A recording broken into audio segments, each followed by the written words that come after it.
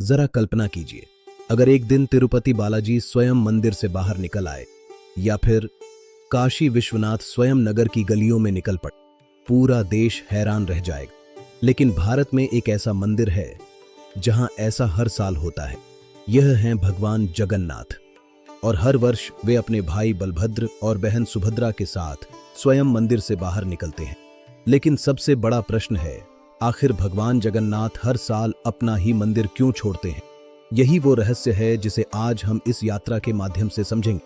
हर साल आषाढ़ महीने में पुरी की यह शांत सड़क आस्था के सबसे विशाल उत्सव में बदल जाती है। यही है विश्व प्रसिद्ध जगन्नाथ रथ यात्रा। लेकिन इस यात्रा की शुरुआत रथों से नहीं होती। सबसे पहले भगवान जगन्नाथ, बलभद्र और देवी सुभद्रा को मंदिर से बाहर लाया जाता है। इस पारंपरिक विधि को पाहंडी कहा जाता है, यानी भगवान को विशेष रीति से मंदिर से बाहर लाने की परंपरा। इसके बाद निभाई जाती है एक ऐसी परंपरा जो दुनिया भर के राजाओं को विनम्रता का संदेश देती है। पुरी के गजपति महाराज सोने या सोने छड़ी झाड़ू से तीनों रथों की प्रतीकात्मक सफाई करते हैं। इस परंपरा को छेरा पहनरा कहा जाता है। यह दर्शाता है कि भगवान के सामने सब समान है। और फिर लाखों श्रद्धालु एक साथ रथों की रस्सियां थाम लेते हैं। रथ आगे बढ़ने लगते हैं। लेकिन सवाल अब भी वही है, भगवान आखिर जा कहां रहे हैं? आइए चलते हैं उनके गंतव्य की ओर। रथ धीरे धीरे आगे बढ़ते हैं और लगभग 3 किलोमीटर की इस यात्रा के बाद भगवान जगन्नाथ पहुंचते हैं गुंडीचा मंदिर। लेकिन प्रश्न अब भी वही है, आखिर भगवान हर साल यहीं क्यों आते हैं? दिलचस्प बात यह है कि इस प्रश्न का केवल एक उत्तर नहीं है।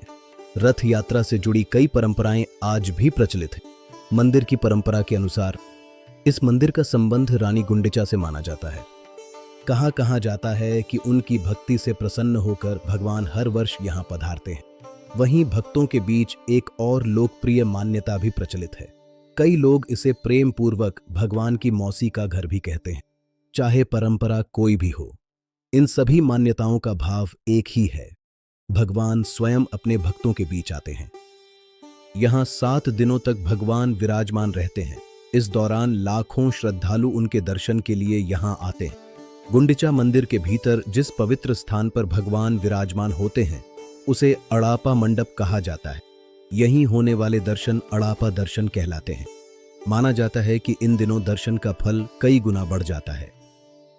लेकिन 7 दिनों बाद भगवान फिर से श्री मंदिर की ओर प्रस्थान करते हैं और यहीं से शुरू होती है बहुधा यात्रा। लेकिन इस यात्रा से जुड़ा एक और रहस्य है जिस पर बहुत कम लोगों का ध्यान जाता है। क्या आप जानते हैं रथों के निर्माण के बारे में? इतने विशाल रथ देखकर शायद आपको लगे कि इन्हें हर साल दोबारा इस्तेमाल किया जाता होगा, लेकिन ऐसा नहीं है।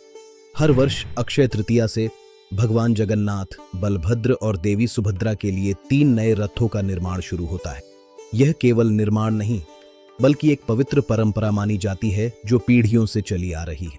एक ही परिवार के कारीगर सदियों से इस सेवा को निभा रहे हैं। उनके लिए यह काम नहीं, बल्कि भगवान की सेवा है।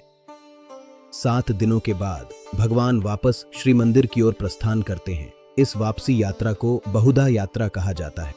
यह है अर्धाशिनी मंदिर, जिसे मौसी मां मंदिर भी कहते हैं।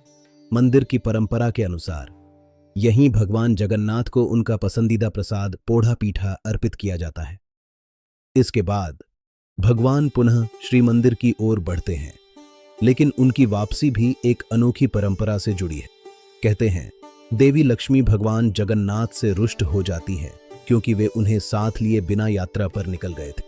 भगवान के मंदिर में पुनः प्रवेश की इस परंपरा को नीलाद्रि बीजे कहा जाता है। यहां भी एक मिठास भरी रस्म निभाई जाती है। भगवान जगन्नाथ देवी लक्ष्मी को रसगुल्ला अर्पित करते हैं। इसके बाद देवी प्रसन्न होकर उन्हें मंदिर में प्रवेश करने देती हैं। यहीं रथ यात्रा का समापन होता है। लेकिन इसकी सबसे बड़ी खूबसूरती इसके संदेश में है। यह भगवान का अपने भक्तों के पास आने का उत्सव है।